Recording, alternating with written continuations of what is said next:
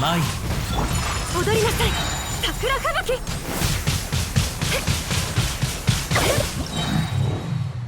YouTube frogs, what is up? Razor here, backing out with another video. And today, I'm going to be doing a really cool Abyss showcase with one of my favorite teams, if not my favorite team of all time right now in Genshin Impact, which is the Ayaka Freeze team. This team is very free to play, friendly, as well as very whale heavy, depending on how you want to go it. Very similar to National Team. But before I go on further today's video, let me introduce today's sponsor, Mech Arena. So Mech Arena is a new mobile game where 5 players can go head to head in their own custom designed mechs, flinging bullets, rockets, and lasers across the map to destroy the enemy team, capture various control points, and win. Complete challenges and various in-game events to earn new mechs, weapons, and more new items so you can continue to dominate against the competition. There's currently an ongoing event where the community can destroy mechs and win various prizes and donate up to $100,000 to charity, depending on the number of mechs destroyed. The charity is called Able Gamers, and their goal is to help people with disabilities get help with social interactions through video games. If you guys want to help towards this awesome community goal for charity, please use the links in the description below or use the QR code you can see on screen and click on the K button in the in-game menu to participate now. Finally, there's going to be a tournament on the 16th where I, alongside various other content creators and players, will be facing it out in order to win a chance to pilot a real mech. If you guys want to see the tournament live, you can follow my Twitch, linked also in the description below, on twitch.tv/RazorNinjas, and see me on the 16th. They actually sent me this in the mail. It's really cool. They have this sort of box, and I just kind of wanted to go with some of the stuff that we got in. So literally, they sent me this really huge package in the mail. It's crazy. So I wanted to unbox the stuff. So I don't really have a camera, but we're just gonna have to carry this unboxing. Literally, we have a medal, really cool. It says mechs are here. Seems sick. We got a really cool mech sort of figurine, and they gave us a stand for it too. It's actually really nice quality. It's crazy. And then they have like little prongs on it, so there's a stamp. It's really cool. The thing is actually made of very nice quality. It's not like some of those cheap plastic models you get like when you get like anime figurine. You know, we've been invited to the event, which will be next week, so we will be live streaming next week for the current event that they have going on for content creators and players. So make sure you guys check that out. And then we got a very nice jersey t-shirt. Here you go. Got a whole jersey. They gave us a jersey. So really cool jersey. And then finally we got an art book. So we have an art book of the Mech Arena. So looks really sick. Art style looks pretty all right. Thank you so much for Polarium for sponsoring today's video. Let's get back to the content. So for today's video, we're going to be showing the Ayaka team in both sides of the Abyss on floor 12 to show you guys what it's like on both ends. We also will be doing another very similar video. Make sure you guys stay tuned. So without further ado, let's get going. Pretty much Diona's there to generate energy, and we pop in Mona. Go up, go down, pop that, go up, go down, pop Ayaka burst. We're doing 30k to that guy, and he's dead. Orega Umedis.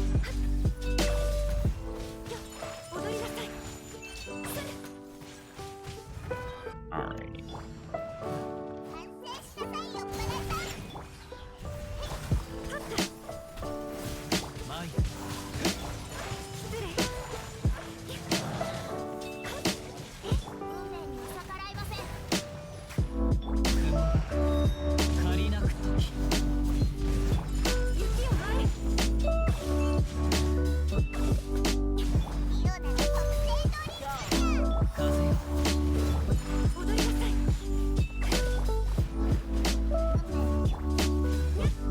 Save our burst on here, I think.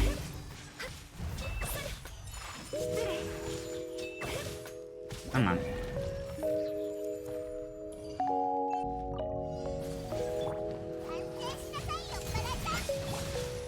Oh my god. Hey, where's the other guy? Yo! Hey, other guy, you want to come back here?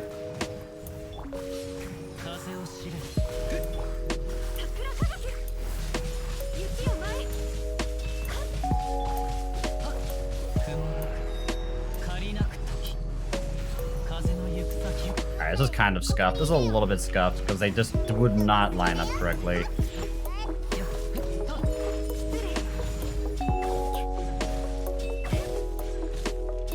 Bro, how is he all the way over there?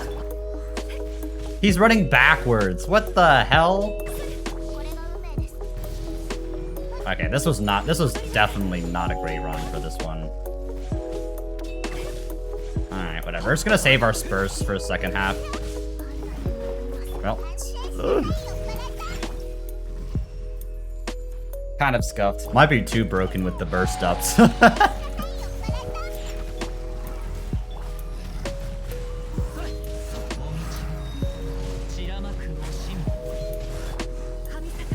Oh, they separated. I was like, never mind. They didn't.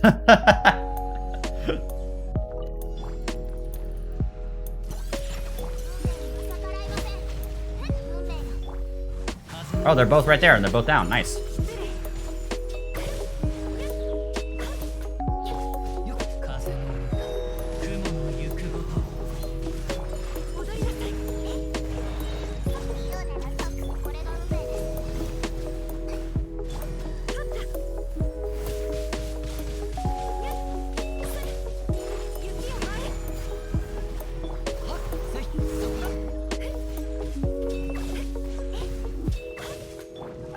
I screwed this up a little bit.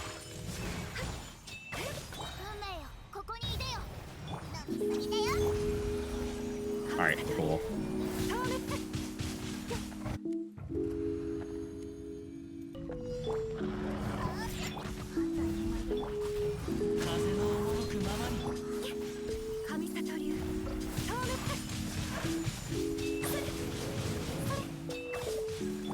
Alright, better. Better? Hello? Alright. Alright, whoops.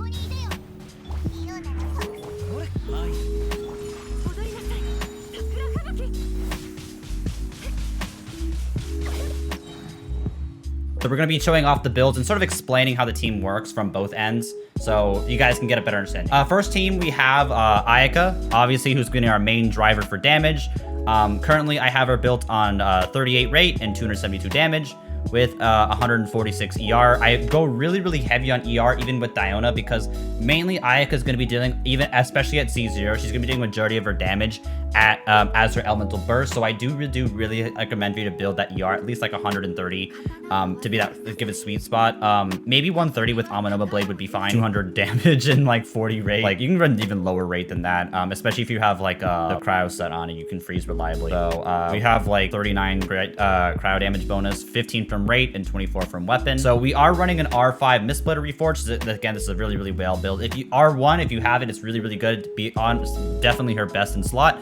However, some free-to-play weapons I do recommend include the Amanoma Blade. I don't have it on my account right now because I'm saving all my craftables for Kanrua. There's also the Black Sword, which is okay, and as well as the Black Cliff, which is also I think the third best weapon in my opinion for Ayaka. Worst case scenario, again, if you're a whale, I guess you can run Primordial Jade Cutter. However, it doesn't really work well in her freeze teams because you'll go way over 100% generally, so not too recommended to go that route. The artifacts, we are running a 4-piece Blizzard Strayer set. I would recommend going crit damage on the hat. I have seen some people run a attack percent hat to maximize some of their stats, especially if their substats are really good. So you can run either attack percent or crit damage. Just remember that the attack percent should have good crit substats at least to make up for it. For substats, you're mainly going to be looking for a little bit of crit rate, but mostly crit damage, energy recharge, and attack. So very much the similar stats to most DPSs, but you don't really need to focus too much on crit rate because Ayaka is a crowd unit, and crowd resonance and Blizzard Strayer is pretty much going to be carrying you throughout the rest of this build. So honestly, it depends. With my weapon, the Mistsplitter Reforged, I am running an attack percent cut, but probably I would still recommend you to run a crowd damage bonus, but Ayaka does have a fair amount of crowd damage bonus.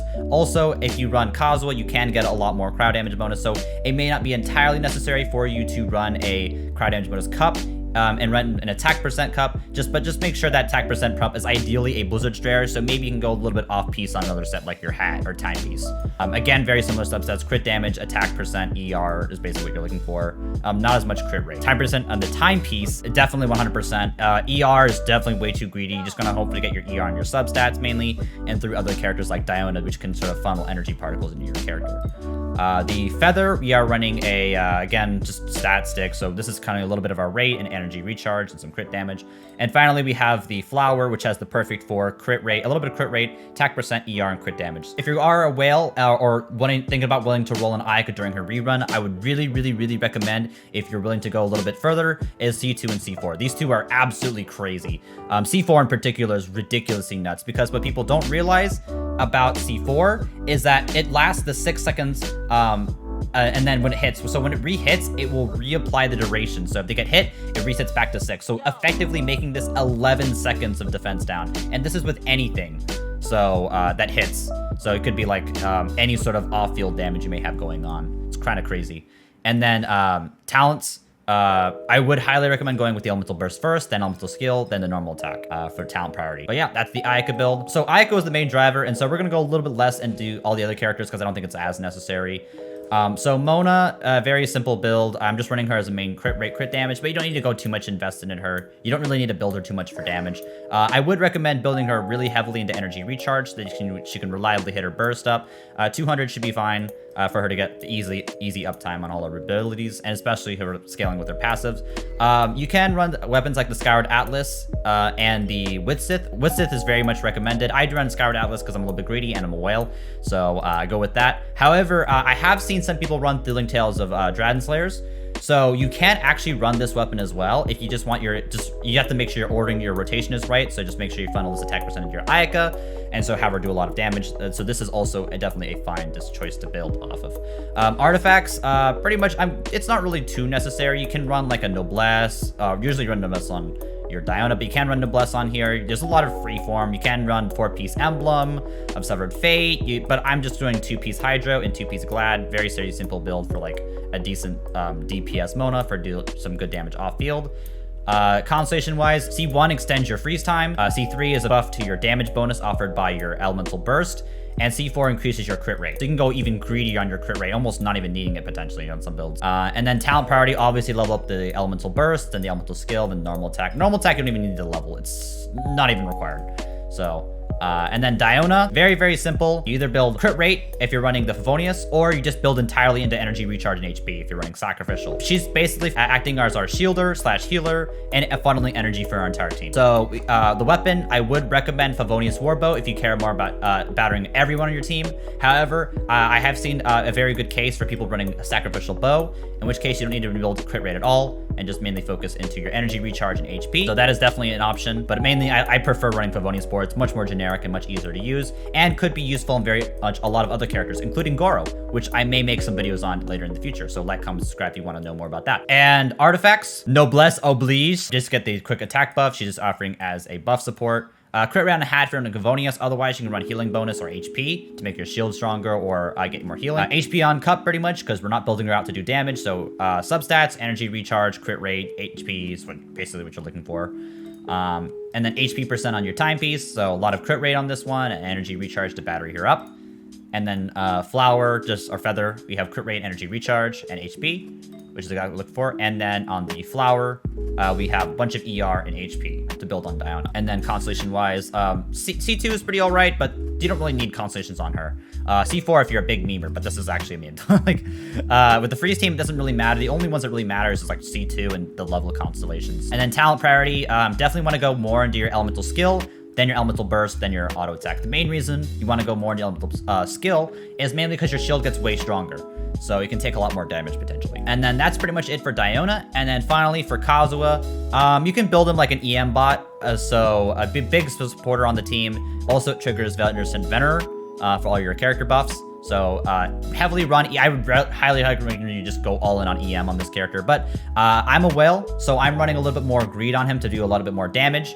So I am running him with a fair amount of ER and crit rate and crit damage. Not a huge amount, but it is what it is. We are running him on a R5 Freedom Sworn. But however, for free-to-play options, I would highly recommend going down the Iron Sting. Very cheap to play, an easy route. But this weapon is definitely his BSN slot. So if you do have one copy, if you rolled on this current weapon banner, Song of Broken Pines, you can go for that if you want. It's really good. Either those two weapons I would recommend. So artifacts, we are currently going down the 4 Verse Venerer. Pretty much, in my honest opinion, after you farm Blizzard Strayer, farm this set for Kazuha. It's almost mandatory. It is so good for this build. It increases everyone's overall DPS by like 20%. It's crazy. You basically need to be farming this set if you don't have it already. Stat-wise, you can run Elemental Mastery, the more realistic build, what people should run. However, I am running a crit rate build because, you know, my Kazu can do a decent amount of damage. This cup, we have the Elemental Mastery with Energy Recharge. Oh, and the substat, you're mainly going to be looking for Energy Recharge, Elemental Mastery, stuff like that. And attack percent. Crit rate and crit damage aren't necessarily nearly as required because mainly you're going to be using Kazu to buff your characters and offer resistance downs. But if you do want to build in damage, crit rate and crit damage are always good. So timepiece, we are running another Elemental Mastery piece. These very, very lucky on this. Crit rate and energy recharge on this. Very, very grateful for the RNG gods about this one. And then here is our feather, crit rate, crit damage, and Elemental Mastery. And here more a flower with our crit rate and crit damage. So for the constellations, honestly for this build, the only one that matters is C1. But I do recommend for a lot of other teams to run the C2. It's really, really good. If you do want to wait for Kazu's rerun, this is really, really good. And then talent-wise, I would pretty much always recommend, it doesn't really matter. I think E and Burst, Elemental Skill and Burst are both really, really good. So I would recommend leveling both up. But if I do had to choose, I think I'd level up her as Elemental Burst first, then the Elemental Skill, then the Auto Attack. They're all useful because all of them scale off each other pretty much. The Plunge Attack is based off his Chihaya Buru, and then Kazu Slash is just Kazu Slash. So all of them do a fair equal amount of damage, so it doesn't really matter which one you level. Again, if you guys like the video, like, comment, subscribe. Really, really helps me out. And if you guys want to see more of either the Ayaka showcase or the Raiden Shogun, if you have any questions, feel free to put down in the comments below. I'm happy to answer any questions, and I do stream on my Twitch, twitch.tv/Raiden. If you guys want to check it out, ask some questions, chill out, do whatever. And yeah, hope you guys enjoyed both teams, and I'll see you guys in the next video.